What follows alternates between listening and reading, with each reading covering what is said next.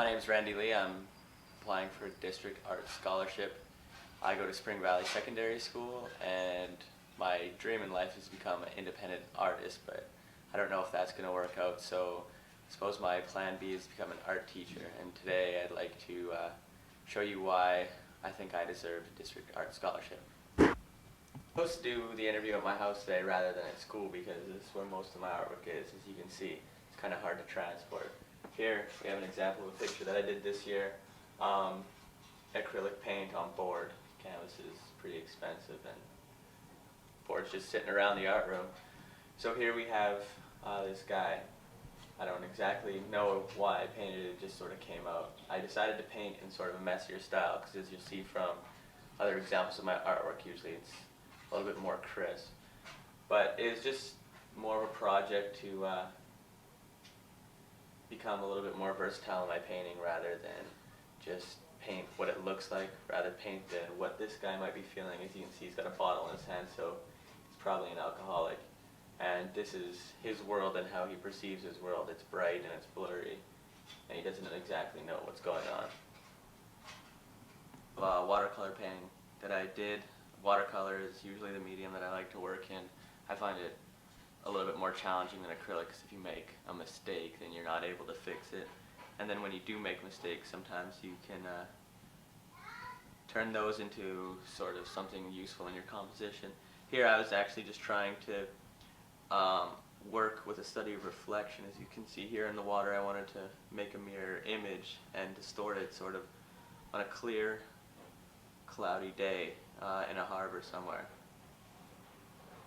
The watercolor painting that I did just about 6 months ago, it was a farm that I used to live on when I was about 8 or 9. I found an old picture and decided that I wanted to paint it. It sort of flows nicely together. It's not exact colors as what it used to be, but this is sort of the way I felt about the place that I lived. It was kind of a stormy time for me, and it was, if you look over here, it's sort of getting bright on the horizon because things got better. I eventually moved, and it was a nice place and it holds a lot of memories for me, so I decided that I would like to paint it. I love a different sort of medium that I like to use. It's more of a magazine collage. I just take tiny little pieces of color out of magazines and put them together to make a composition. This was a present for a friend of mine that actually never got to her because I liked it too much. As you can see, if you get really close, it's just all little pieces of magazine, which is really hard because finding these colors to match together isn't exactly easy. Black and white ones are usually a little bit easier because there's lots of tonal values in black and white magazines. But with the colors, trying to get the gradation from dark to light in the sky took a really long time.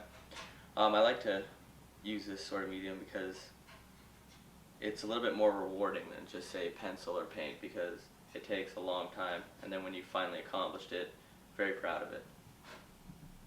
Magazine collage that I did, he was a favorite basketball player of mine actually. His name's Sharif Abdur-Rahim. He, I don't know, emulates something sort of that I would like other people to be. He's quiet, and yet he's very skillful at his job. He's not boastful, he doesn't brag.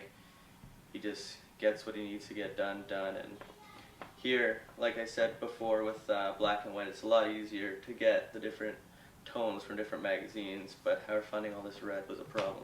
This one took me about a year to accomplish because I just kept putting it off and on. It takes a really long time, and I ended up filling in this white. It was supposed to be green, but I ended up just getting fed up with it. But it's one that I'm very proud of, and because of the amount of time that it took. Ink work that I like to do, I like it because the black and white contrast nice together. This was actually an experiment. I didn't want to use pencil or rulers to create a composition with ink. It's hard to do that because, again, if you make a mistake with ink, then it's not like you can erase it like you could pencil. This is the bird sanctuary here in Kelowna, and as you can see, the lines are all very rough and not exactly straight. The perspective isn't great because I didn't use pencil. It was just sort of more of gaining confidence with my skills as drawing. I love a sculpture piece that I did. Usually I like to stick drawing and painting. However, expanding your horizons means building three-dimensional objects. Here I have a fork. I actually took apart chairs that I had at my brother-in-law's father's house, and we took apart these chairs and built a giant fork. Originally it was designed to make a comment about decisions in life, sort of a fork in the road, a visual pun. But after creating it, I realized that the idea was a little bit lame, and instead I just tell people that I wanted to build a giant fork. Example of acrylic painting, that it was actually my first large-scale painting. I decided after I painted this that I like to work big. It's a lot more challenging, but yet, I don't know, there's just something I like about it. It makes people look at it and see it.